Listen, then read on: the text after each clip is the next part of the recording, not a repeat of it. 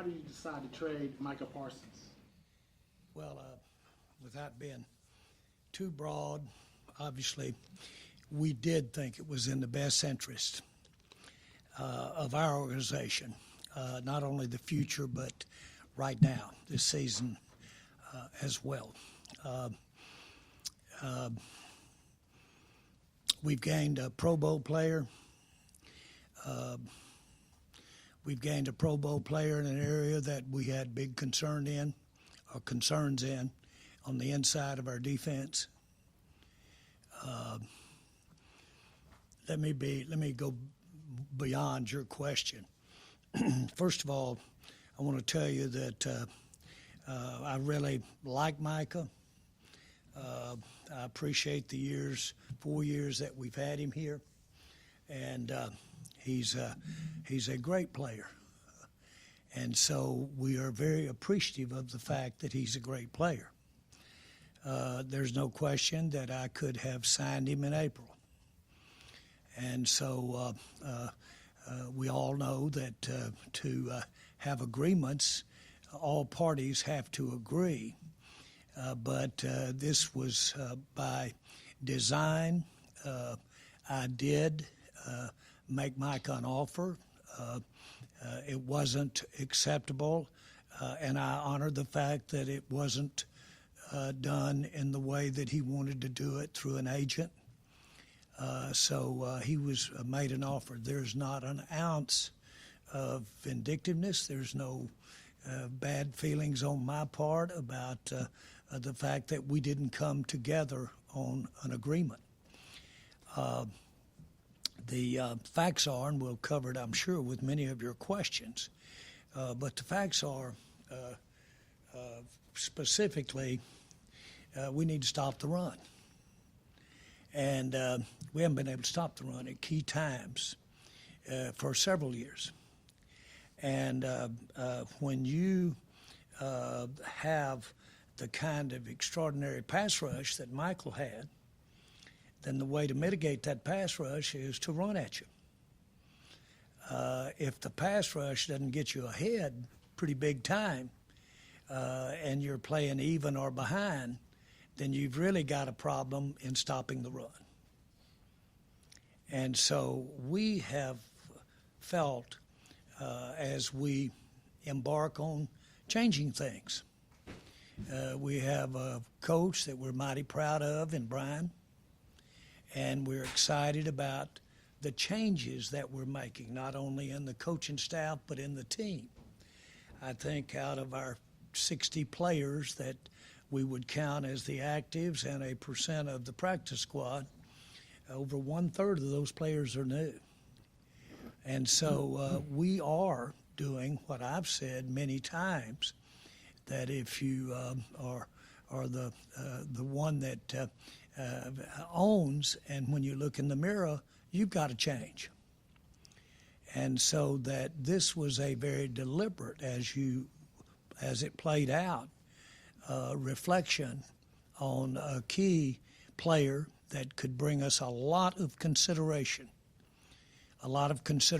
now, and the player that we got that can help us stop the run, and a lot of consideration in the future, a lot of capital that is required to build a team. It takes many players to be tried to play in the NFL. It takes 11 on the field at the same time. It takes a minimum of 30 or 40 at minimum to have both defense and offense, not including players that are involved in our special teams. So it takes more than one. And so you do have to allocate your resources, whether it be draft picks or whether it be finances. You have to allocate those resources. There was no question in our mind that Michael could bring us a lot of resources on a trade. That has been on my mind since we hired Brian. And so there was no question. As it turns out, all the publicity about the not having a contract, certainly you did your part in making sure that it was known that he was potentially available, and I appreciate that very much. And I say that a little tongue-in-cheek. I'm not really as serious about it. But I will say this, that it was important that we did get, if we could get it, the kind of interest that we got in making a trade for Micah. He was an asset that we got 4 great years out of. But when you are talking about making a contract the kind that he got and for the future, that's quite a commitment. And none of that counts about what he did those first 4 years. It all goes against what he can do for you in the future, the length of that contract and maybe more. Well, then you've got to really weigh how many players. And I'm just going to give you this. Not only do we immediately get a player, but those draft picks could get us, I'm talking top Pro Bowl type players, could. Not necessarily, you're going to be quick to say, you won't necessarily get those players. You got to draft them or acquire them. But they could get us as few as 3 or as many as 5 outstanding players. Now, not only do they contribute in a game that needs a lot of players on the field, not to be elementary, but they also give you better odds that they're going to be a high percentage of those are going to be available, just from the standpoint of attrition or from the standpoint of just sheer limit on how far one player can go. Very few players are Dion playing 100 plays a game out there at the time. So this trade was not just thought about today. This trade has been going on in our minds and our strategies and being talked about. It's been going on all spring. It culminated today, and it came quick, but that's the way things go. It does happen fast when it happens.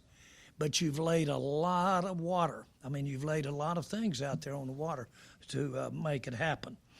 I want to be sure that our fans understand. I think a lot of Micah, and I wish him so much success. I don't want him to have success when they play the Cowboys as much as I do want him to have overall success. But Micah Parsons did an outstanding job for us for 4 years, and a little bit of the way Herschel Walker may have had his greatest contribution to the Cowboys. What he brought to us when he left could be a tremendous thing for our fans and the success of this team. Kenny Clark, we really knew beginning this spring that if we could pick up a top interior defensive lineman just to offset not having a pass rusher, even though it's Micah, but where we're strong is in our pass rushing depth. And we knew if we could get an interior lineman that was at least something that would improve us right there on a top interior lineman. He comes in strong for us, and he comes in accomplished for us. And so we're glad to have him. It was a prerequisite.